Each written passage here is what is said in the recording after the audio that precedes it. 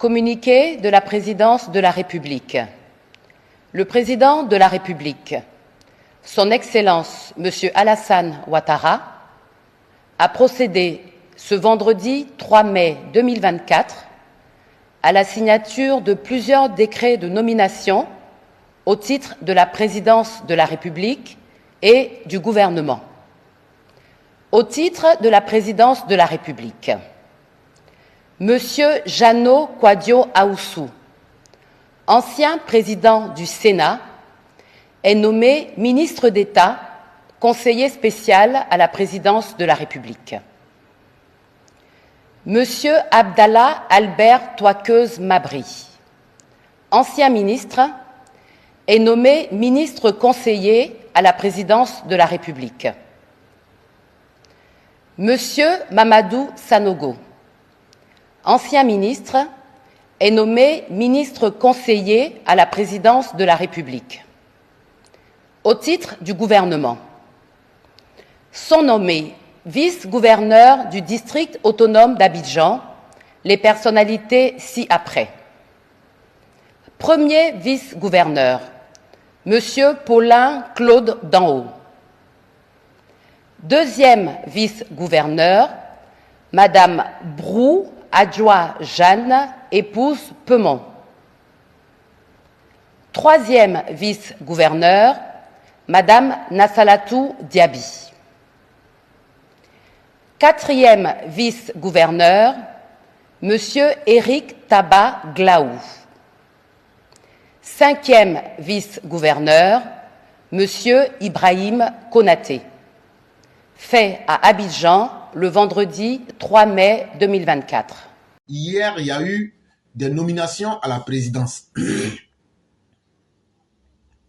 Ça crée un amalgame. D'autres même, dans leur critique, sont allés dire, donc c'est ça là, ils ont appelé remaniement ministériel là. Hey, expliquons-nous les choses simplement. L'administration là, il y a une manière de fonctionner.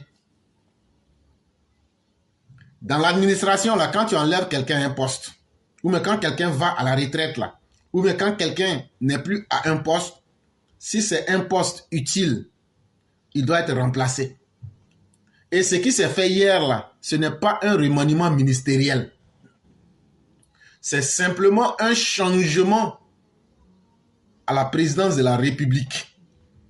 Et ça, il faudrait que tu comprennes ça pour de bon. Ce n'est pas un remaniement ministériel. Ce qui se passe. Vous voyez M. Ibrahim Cissé Bakongo là.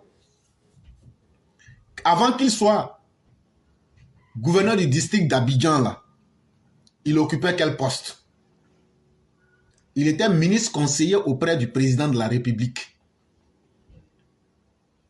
Donc, est-ce actuellement, depuis qu'il est au district là, c'est pas vous-même qui dites que les cumuls de postes ne sont pas bons? C'est nous tous on dit ça ici. Donc, comme les cumuls de postes ne sont pas bons, et comme il n'est plus ministre conseiller auprès du président, le poste était vacant. Le poste était là.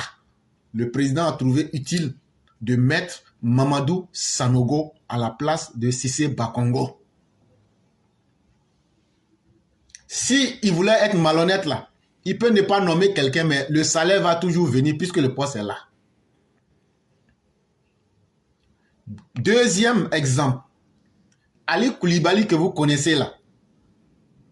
Aujourd'hui, il est devenu grand chancelier. Il travaille à la grande chancellerie. Il était autrefois conseiller, ministre auprès du président Alassane Ouattara à la présidence. Il ne peut pas occuper les deux postes. Donc, il n'est plus ministre conseiller et en même temps à la grande chancellerie. Il est simplement à la grande chancellerie. Et comme son conseiller, ministre auprès du président, était vacant, ce poste-là a été donné à Albert Mabri Touakeuse. En ce qui concerne la troisième personne qui a été nommée, Aoussou Jeannot. Aoussou Jeannot, là, avant Le poste qu'il occupe aujourd'hui, là, c'est Kafana qui occupait ça. Connaît Kafana Gilbert. Ce poste-là, c'était ministre d'État en charge des relations avec les institutions. C'est ce que Gilbert Kafana occupait avant, auprès du président, la présidence. Mais Kafana est devenu haut représentant. Et donc, le poste de chargé des relations avec les institutions existe. Et c'est ce poste-là que Aoussou Jano prend à la place de Gilbert Koné Kafana. Ça, c'était pour vous expliquer simplement les choses. Et encore, il y a un autre poste qui n'est pas encore occupé. Madame Massere Touré, qui était anciennement secrétaire générale adjointe, elle a été promue secrétaire générale de la présidence. Donc, actuellement, là, elle a pris la place d'Aboudraman Sissé, qui était secrétaire général de la présidence. Donc, le poste de secrétaire général adjoint de la présidence, là, ils n'ont pas encore trouvé quelqu'un pour prendre ce poste.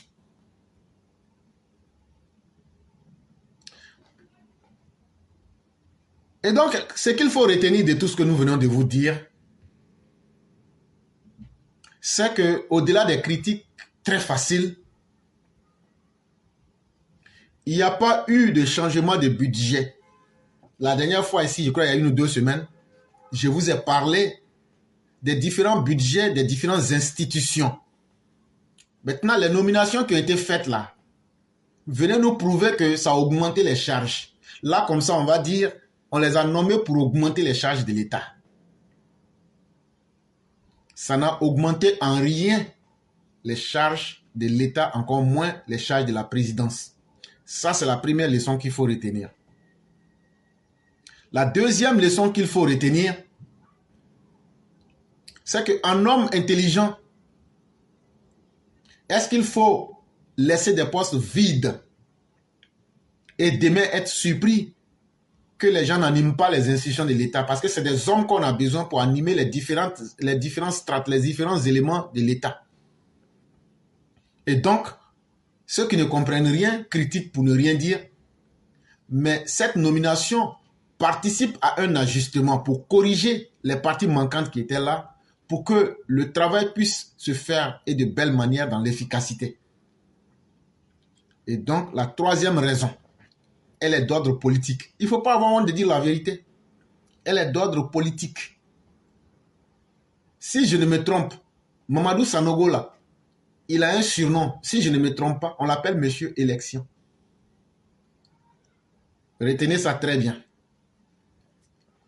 Albert Mabry Touakeuse. Lui là, les gens le regardent, les gens disent ça là, ok.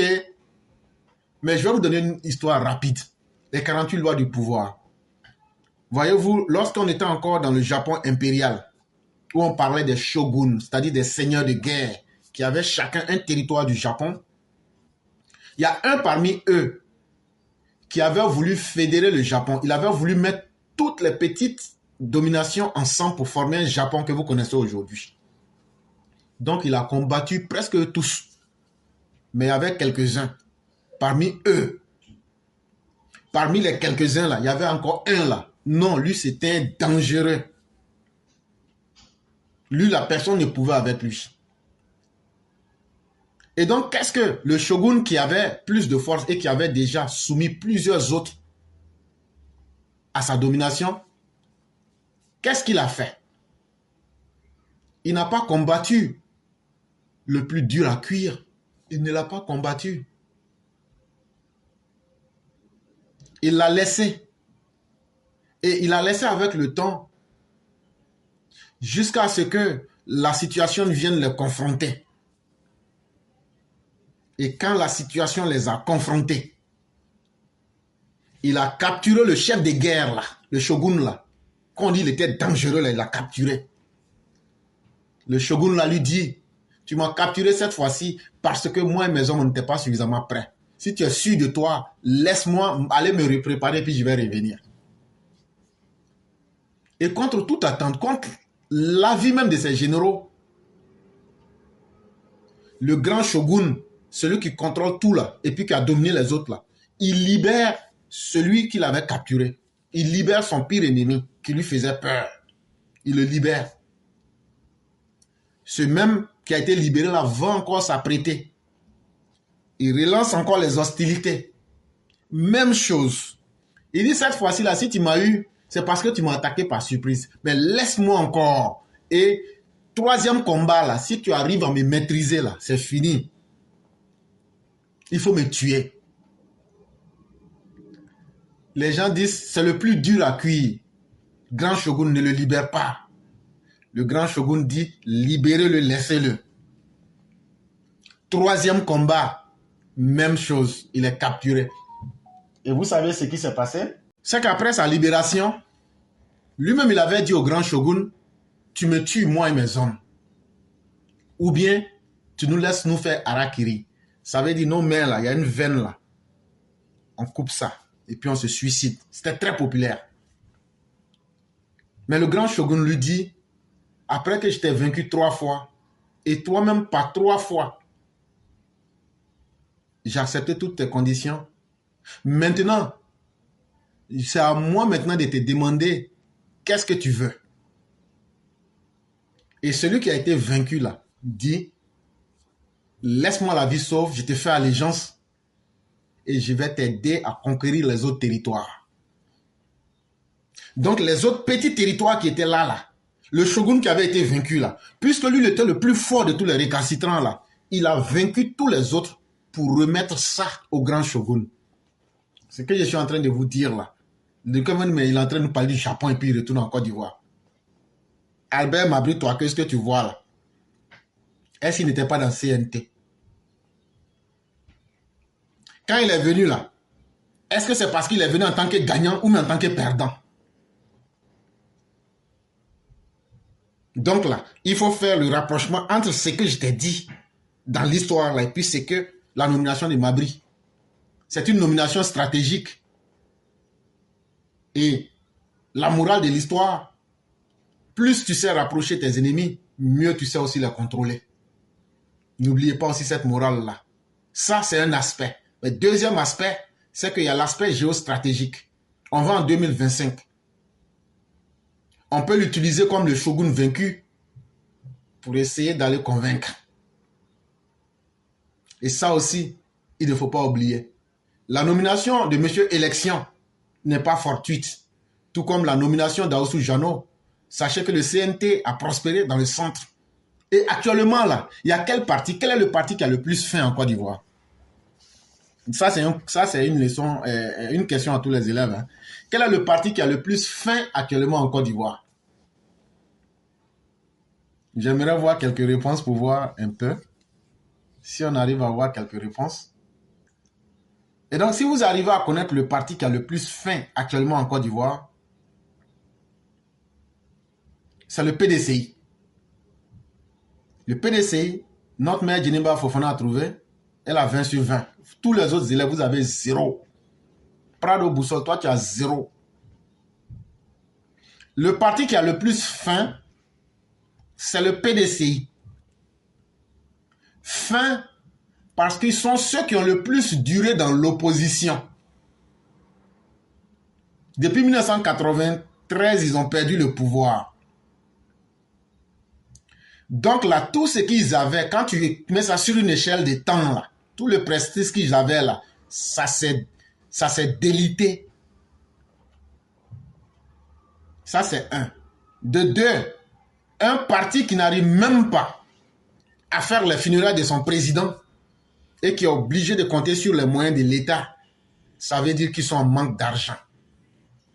Et trois, pensez aux propos d'un certain Guy Kahué. Si Alassane Ouattara reste au pouvoir, nous on va mourir dans l'opposition. Derrière la parole là, c'est la peur de leur lendemain qu'ils sont en train de vous exprimer. Qu'est-ce que nous on devient? Et donc, c'était quelque chose de prévisible pour ceux qui savent faire de la projection. Et donc aujourd'hui, le PDCI, après les enterrements de Bédier, vous allez voir beaucoup se dédire. Pas parce qu'ils aiment le RHDP, mais parce qu'ils veulent manger. Parce qu'ils sont habitués à un style de vie qui leur demande de l'argent. Donc quand vous mettez tous ensemble, Aoussou vient du centre, qui a été un bastion du CNT. Albert Marc Britoakeus a été non seulement un acteur du CNT, mais il vient de l'Ouest. Et Mamadou Sanogo, lui, vient, je dirais, pratiquement du Nord. Est-ce que ça ne forme pas un triangle? Et donc, quand vous réfléchissez à cela, vous comprenez aisément que nous sommes en train de préparer le schéma de 2025. Et le président veut utiliser tout le monde comme des shoguns pour essayer de gagner le combat. Et donc, il faut retenir cela. Ce ne sont pas seulement des nominations parce que ça plaît.